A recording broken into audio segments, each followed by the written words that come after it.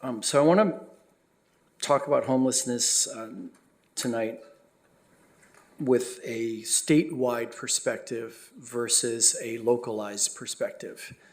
So I need Diego to put up the slides and we can get right into it.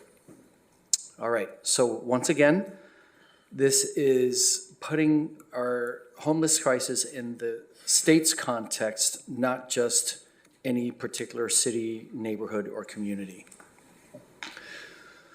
So to begin, I ask everyone just to look at this image for a moment and in your own minds, just think about what thoughts, ideas, knowledge, experiences this image brings into your mind. And keep it to yourself. We're not going to start a debate tonight. So, but this is a relatively typical image, not only in California, but up and down the entire west coast of this country. And it is also becoming a little bit more and more common across the country as well. So this slide depicts, this is from SCAG, the Southern California Association of Governments, and we are a member. I think everyone in this county is a member. This specifically was published, I believe, in 2017 or 18, but it covers the period of, I think, 1996 to 2016. But the trend is similar today. The top red line here shows you the pretty sharp increase in the cost of housing in California. And the bottom, I'm going to call this blue. Blue line here depicts the relatively flat wages over the same amount of time. Now you can take this backwards in time a few decades and forward a few decades. The other thing I want to draw out, and this is what we're going to get to, is you're going to see a similar type of shape of chart when it comes to population growth in California versus the production of housing units in California. So keep this in mind. Right, now, the reason we're having, I needed to have this public conversation tonight is we've all been sensing that we are all losing patience with the homeless crisis. And it's very difficult to talk about it in human terms anymore. So let me try very briefly just to talk about it in fish terms. So here's an aquarium full of fish and everyone's pretty comfortable. There's plenty of water, plenty of room. So take this back to that beginning point about 4 decades ago in California. Over time, population in California continues to grow, but we're not producing housing. Over more time, it gets really crowded in terms of our population growth, but we're still not keeping up with the production of housing units. So over the last 4 decades, as the California population has increased significantly, the number of housing units, and by housing units I mean all kinds of housing, have not been produced. And that has largely to do with, not here in Oxnard, but a lot of communities and a lot of cities where our own citizens, our own residents have opposed the construction of multifamily housing near their sacred single-family home residence neighborhoods. This has been clearly a California trend over the last 4 decades. So what's happened now? Well, some of the fish are homeless.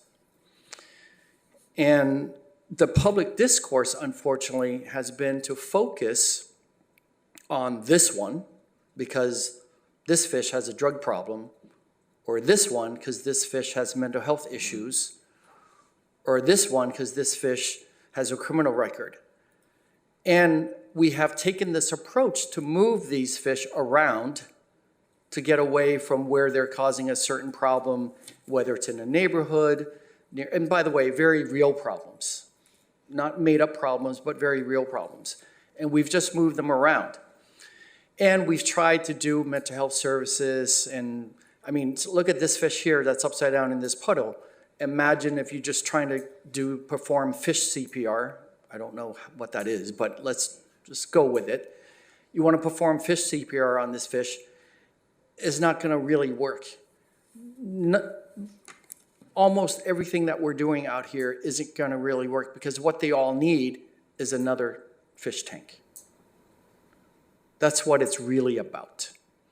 So the public discourse, unfortunately, has focused on some of the individual fish out here. So, again, this has been the focus, which is really the horrible symptom of the problem that in California we simply lack housing. And this is the horrible symptom of it. But this is what we focus on. All right.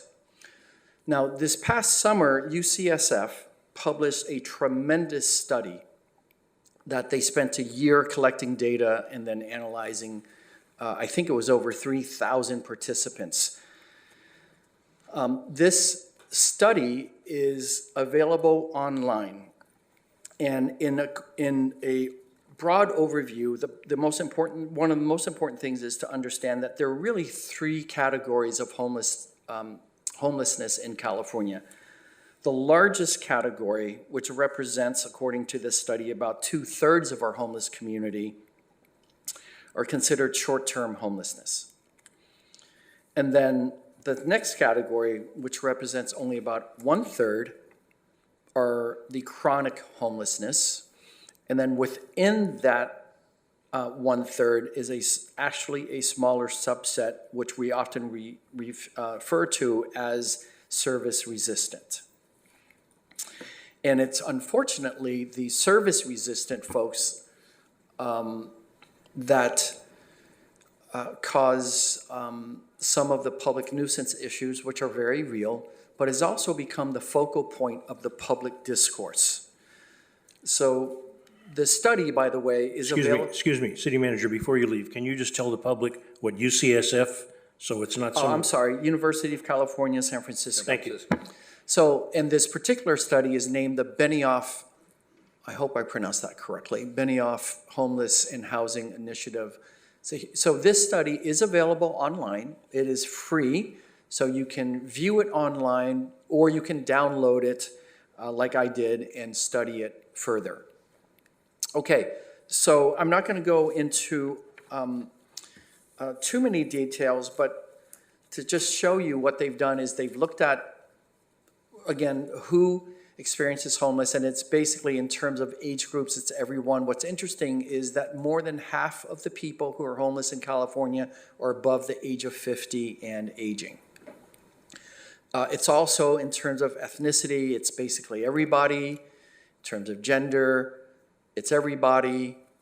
In terms of their experiences during homelessness, you can see many people have to go and make emergency department visits. Many people get hospitalized. The point is, it's not monolithic, is the point. So please, if you're concerned, if you're interested, look at this study. It's not very long. It's less than 100 pages. There's great detail in here.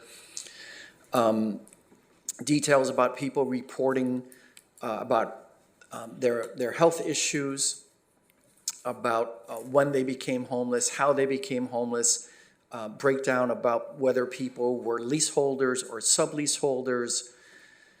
And, I've always said, if any of us who are not homeless were to find ourselves homeless, I'm pretty sure, especially in the wintertime, sooner or later we'd be looking for some sort of something to numb ourselves, whether it's alcohol or drugs or so on. And I know for myself, I'd probably be categorized as having serious mental health issues within several months.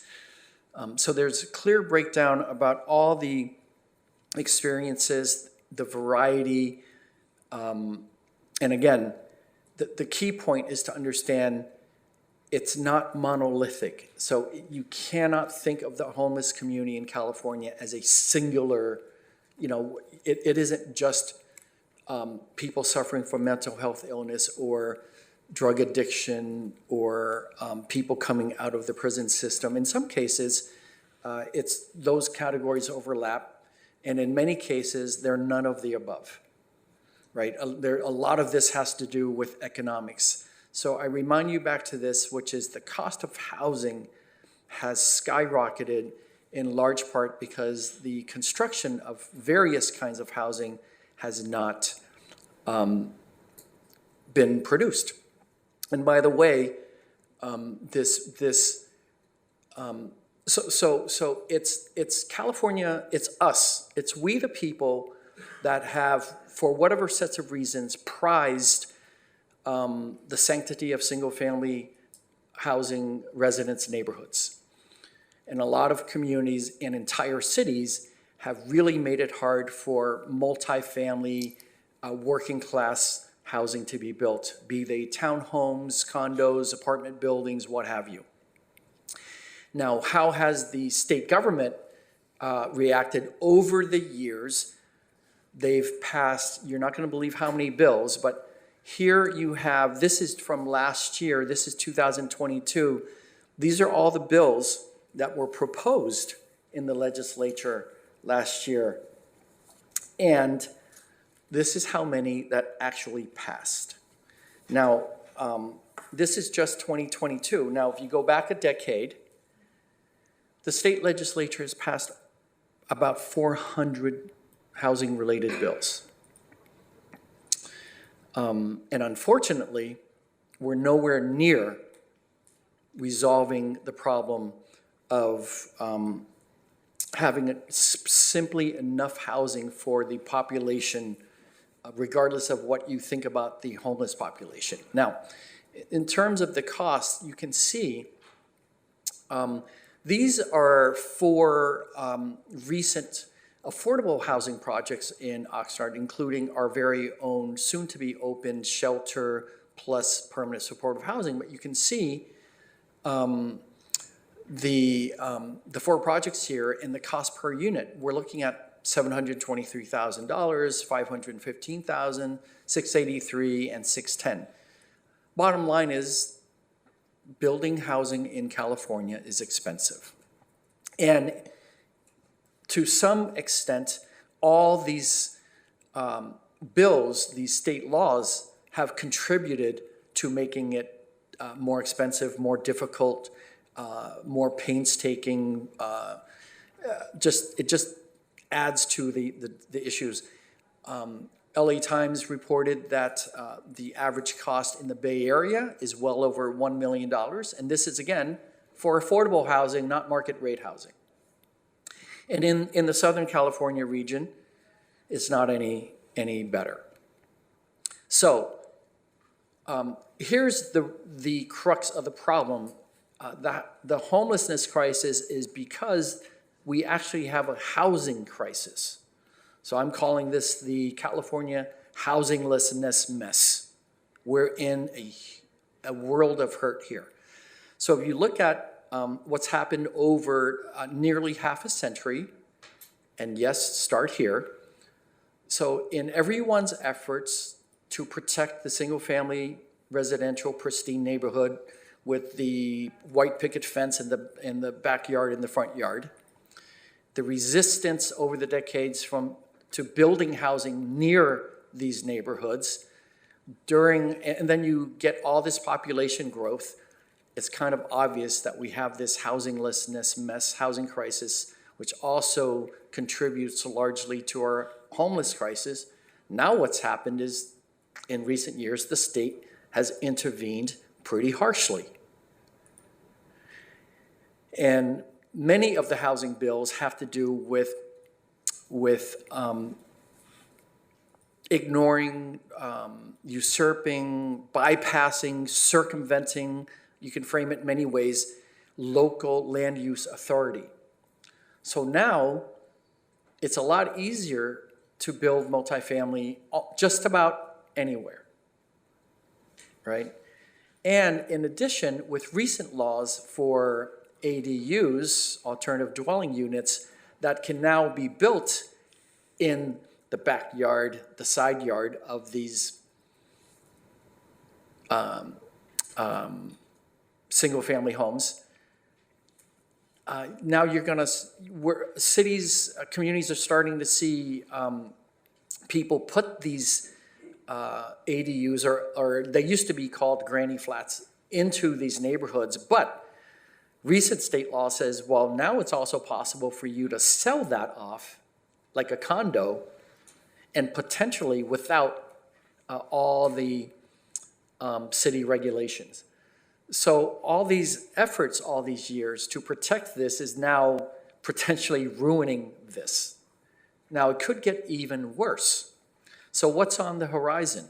Well, not too long ago, a couple weeks ago, a couple cities in other states, in Spokane, Washington, the voters, and this is where I'm saying the pendulum is coming back hard the other direction.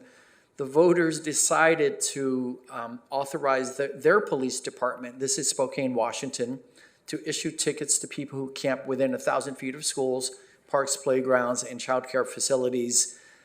Their voters passed this by a margin of 75%. And these are local ways to sort of get around the federal court's rule that homelessness per se cannot be criminalized. In Boulder, Colorado, voters passed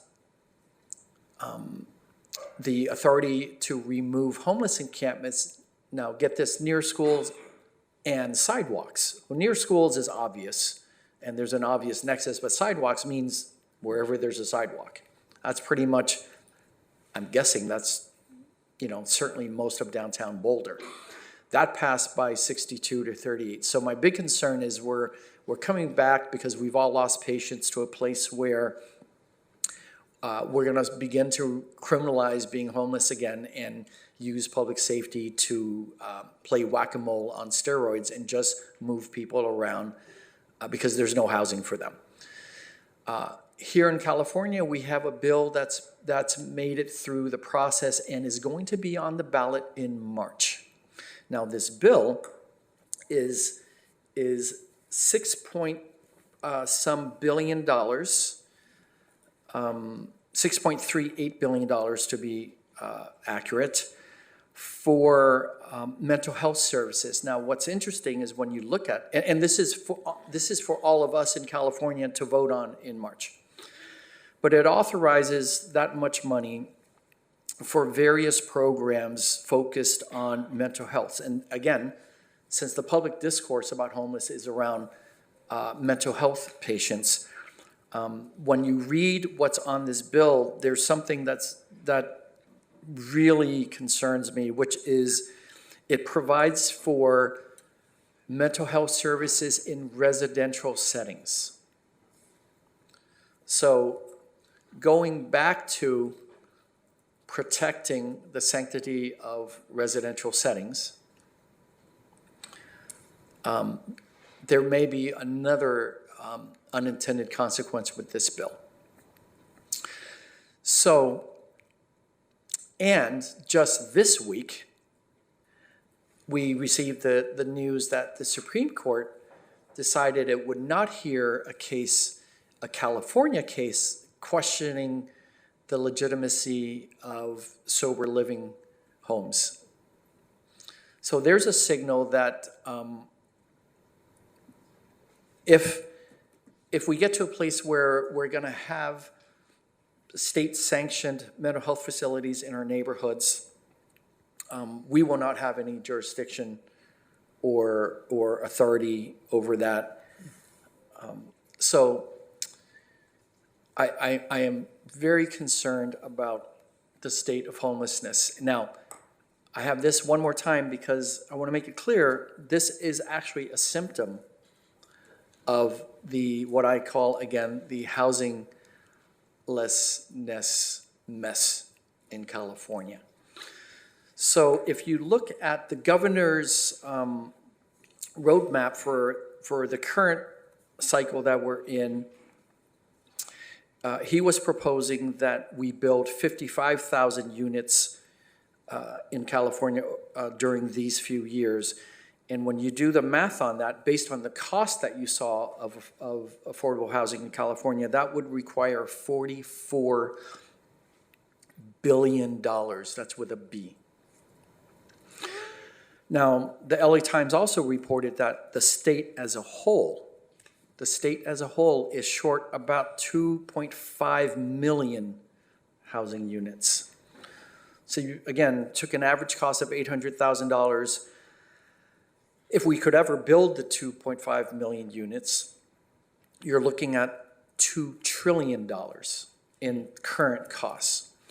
So the California GDP annually is 3.6 trillion. So that would require more than half of the state's annual GDP. Now, California, as everyone probably is aware, we're the 6th largest economy on the planet. Right? There are only 10 countries that have higher GDP than the state of California. And in terms of the size of the economy, only 5. But we also have the largest homeless population in the country.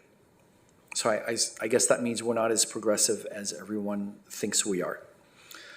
So I say all this to say that my fear is, number one, that because we've all lost patience, we're going to keep focused on the false public discourse that the problem is with the homeless individual versus the lack of housing. One, two, that we're going to recriminalize our homeless residents, many of whom are not drug addicts or are not drug criminals. That when you do the math with the cost of affordable housing, it's beyond the capacity of cities to fix this problem. When you look at the largest cities like Los Angeles and San Francisco, who have annual general funds of in the billions with a B, and they've had a real struggle taking care of homelessness. My concern is this probably requires a federal intervention on the scale of the New Deal projects that came into place after the Great Depression. So I just want to try to help everyone to reframe how we look at this and be a little bit more realistic about the actual problem versus the symptom, and then the scale at which it would be required. In the meantime, of course, we will continue with our enforcement. We will continue with our homeless services. We will continue to get as much affordable housing built as possible. But the scale of it, I am now convinced, is beyond the ability of individual California cities to tackle. Thank you. Thank you. Thank you, Mr. City Manager.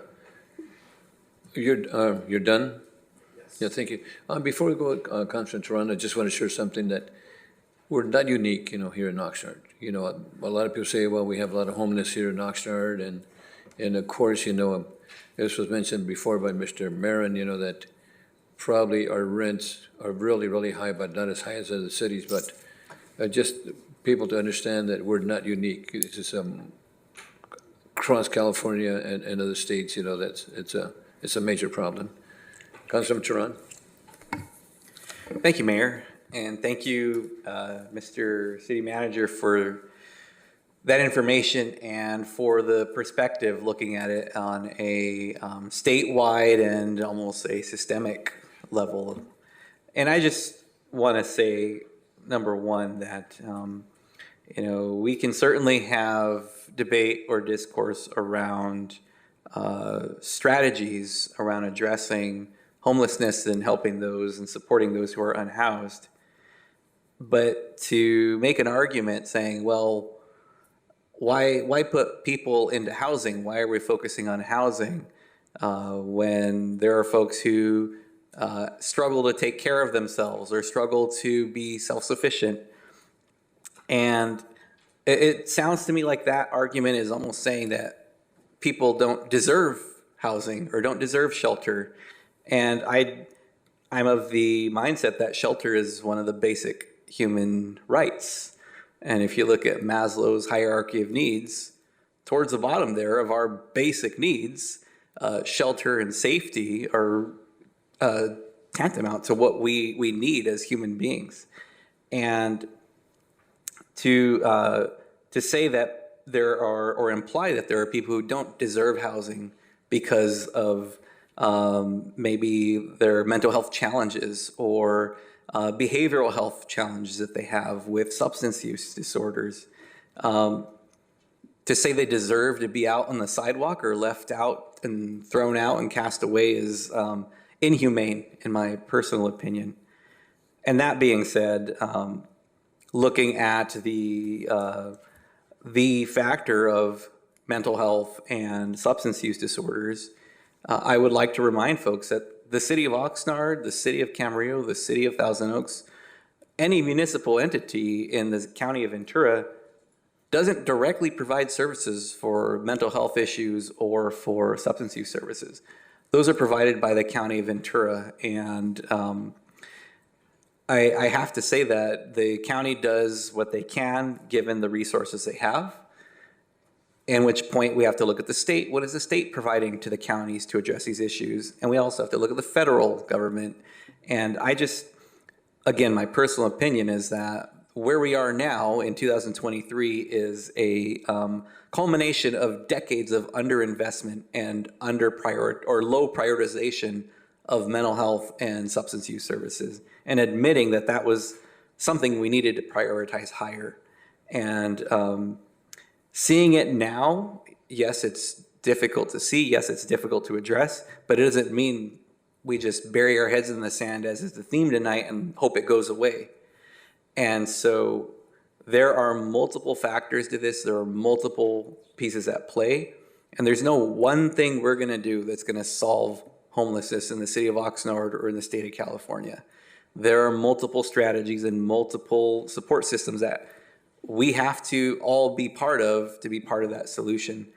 And the last thing I'll say is I'm willing to be proven wrong on this, but I believe the city of Oxnard is probably doing the most out of any city when it comes to homelessness. We look at the amount of resources dedicated to it in funding, in strategies, in staff time, in police resources, in public safety resources from police and fire, and in the number of programs we have for folks to go to.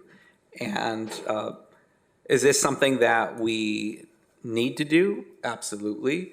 Is it something that is a requirement on paper? Well, someone could argue that falls on the county and that falls on the state, but we need to do it regardless. And we're doing, again, my opinion, far more than any other of the 10 cities are. And I hope that everybody takes a very realistic, hard look at what they're doing to be part of this solution. And I hope folks, after hearing what the city manager said and hearing this put into context, know a little bit more about that before they say the city's doing nothing or the city doesn't care, because that is not accurate and that's not the case. Thank you. Thank you. Councilman Perrello?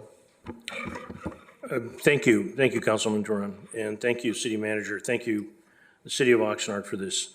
A couple of things one correction in the report.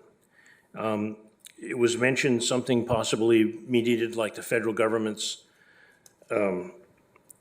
New Deal, and the comment was after the Depression. The New Deal came out as soon as Roosevelt got in office, in the midst of the Depression.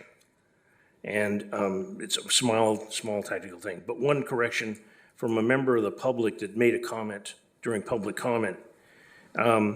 Sometimes people come to the podium and they want something.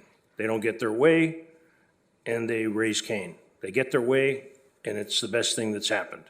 The gentleman that said that hiring this city manager and the city manager hiring the housing director was a mistake is 180 degrees wrong. 180 degrees wrong. We did have a presentation earlier in the day about the state of the region.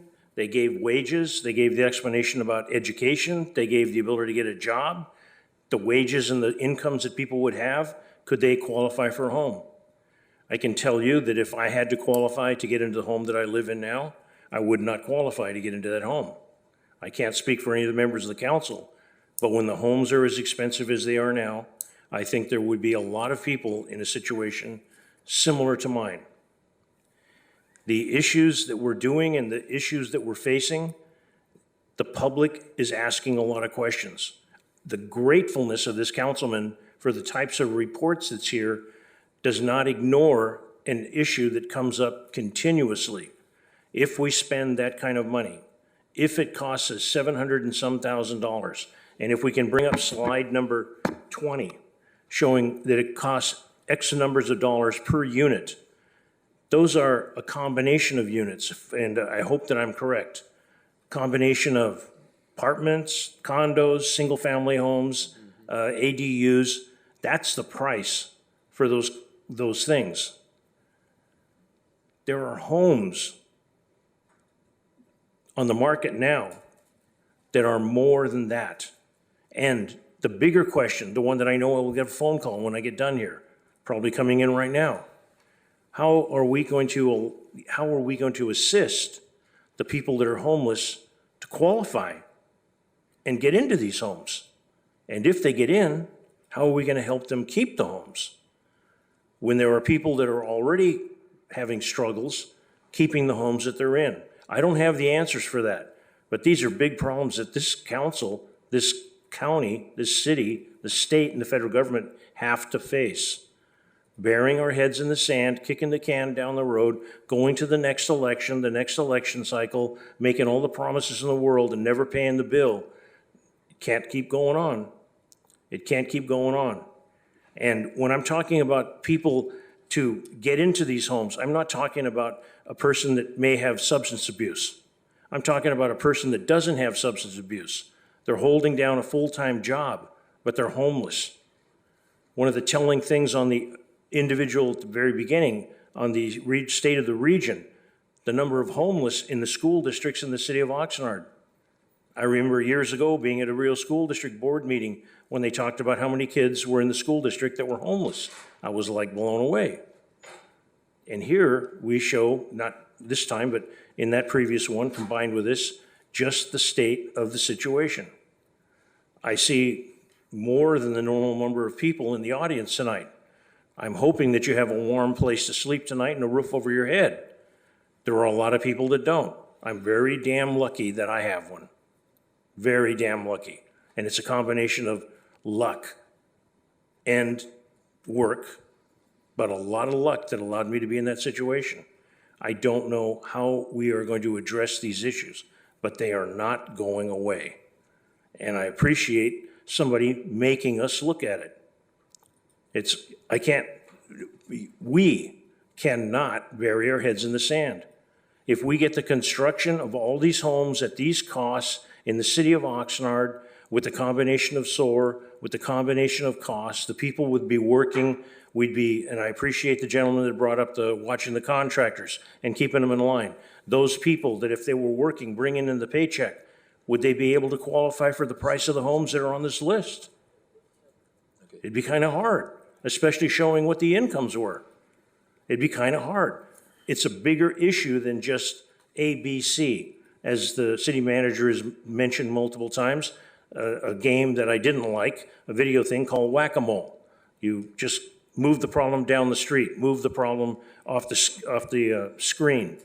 There has to be something better. I am not smart enough to figure out what it is, but it's got to be everybody pulling in the same direction. And the confusion that gets brought up and brought into this conversation by individuals that made the comment at the very beginning of the meeting, that puts a lot of mess in this problem. There's another word for that mess. But people like that and not facing reality is not helping us. And I'm grateful that we have something like this coming to our attention. I'm grateful for this segment of a city council meeting. We've brought to the attention the issues tonight, homeless, but in the past we've brought the attention the quality of the educations coming out of the school districts in our community. It's a competition, and we're not where we need to be in the competition. Thank you, Mayor. Thank you. Councilman Valenzuela, you want to share your virtual? You want to share some? Yes, for my council remarks. Oh, okay, well, we're not there yet, so, okay, we'll get back to you. Excuse me, Mayor Zaragoza, we have 2 virtual speakers for this item. Okay, just go ahead, take the speakers, and then we'll get back to you, Councilman. Okay, the first speaker is caller with phone number ending in 6377. Please press *6 to unmute, and you can introduce yourself if you like, and you have 3 minutes. Got 3 minutes. Hello. Go ahead. Hi, Mayor Zaragoza, members of the City Council. My name is Manuel Herrera. I'm the creator of Citizens for a Better Oxnard. A couple of days ago, a member posted about problems he was having on K Street with certain members of the homeless community, specifically with the Masonic building that he manages. Some of the problems had to do with fences being destroyed, people taking drugs, cars being vandalized, security cameras being destroyed, campfires going on in the middle of the street, et cetera, et cetera. He has posted this several times on Citizens, and that's why I was compelled to call in today. I know that there's several sides to every story, and I know that several council members have spoken to Mr. Torres, but apparently the problem continues. So with all due respect, I would like to know what can be done that hasn't already been done to remedy this situation. I also know that some of the buildings are owned by the school district, which also means that they and not the city are responsible for its upkeep. Some of those buildings are empty and boarded up, which obviously is going to attract the wrong element. Is the city in touch with the school district? Is the school district going to sell these buildings? If not, can they demolish them?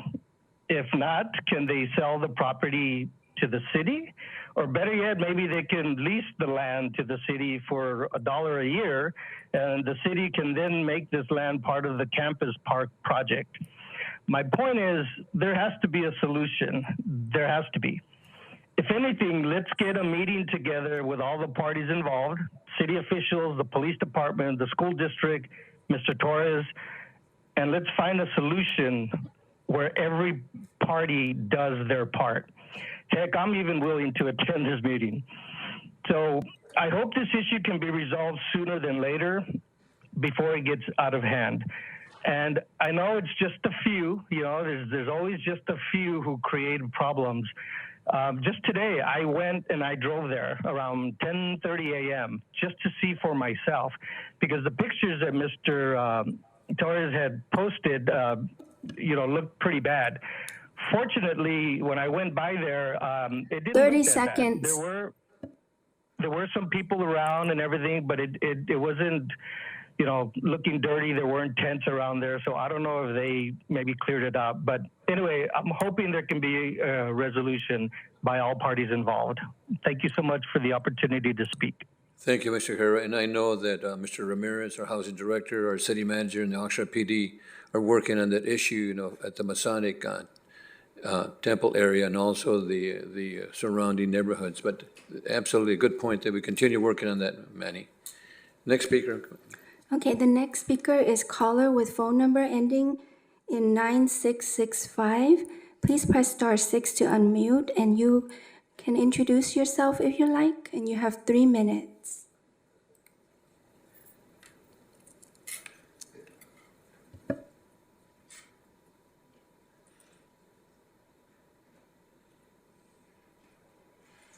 Yes, hi, this is Barbara Macri-Ortiz calling. And I want to thank the city manager for that great report. I think it's a good thing to put it as fishes. Maybe it might help us understand a little bit.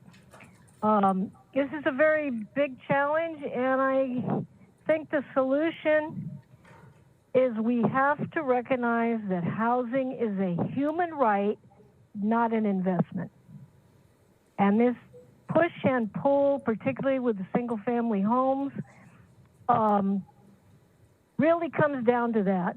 And I don't know how we're going to be able to change that, but I think especially with the size of the problem that he's demonstrated, until we accept that housing is a human right, not an investment, we're not going to be able to make the kind of progress that we need to make. I thank the council members for their comments, also Council Member Tehran, and also with my friend Manuel. I live right in that neighborhood, and one of the issues is, yes, all of these vacant buildings are owned by the Oxnard School District, and they'll probably tell you they can't sell them or for a proper price because of the airport. And the airport has been one of the thorns in our side, constantly dictating what can be done in our community. And why we have this problem with vagrancy in that area is because we have a huge attractive nuisance with all that land with nobody there anymore. And I know that the city has done quite a bit. I'll see, you know, the big tents and then they'll be gone. So I know there is some enforcement out there. But again, I think it goes to the problem that the city manager was trying to demonstrate. You know, that it's a big problem, and it's not related to just those that have a drug problem or have a drinking problem. Those are the ones that are most visible and detested by people, and so they get the brunt of the, you know, the stuff being thrown at them. But the 30 problem seconds. is not them. The problem is absolutely that we do not have enough housing. And as long as we think that housing is our big investment and we do everything to protect that investment, we are never going to be able to conquer the problem. And I'm right there with Councilman Perello, that there's no way on God's earth I would be able to have this house today if I had to buy it at today's price. Thank you, thank And you. I would be homeless too. Thank you very much. Thank you. Mr. City Manager, I think Barbara mentioned something important, maybe that we can show that video on Channel 35 and 10, you know, for the public, because I think it was excellent presentation that people can understand what homeless issue is, not just an Oxnard issue, but a statewide or so issue. So I think it's an excellent recommendation. Thank you, thank you. So we're going to go into, one more? One more comment, Mayor. I missed it on my thing. Excuse me, Mayor Zaragoza. Just for the record, there's no additional speakers virtually or in person for this item. Thank you so much. There, as I had mentioned earlier in the evening, votes matter, 1980. If some of you were around long enough, Camarillo, the Channel Islands College used to be Camarillo State Hospital. It was a mental facility. Former governor of California, Ronald Reagan, shut it down, and they put the people out on the public. And that happened here. And there's not been a tremendous move to create more mental health institutions. And that's something that needs to be done. And again, votes have consequences. Thank you.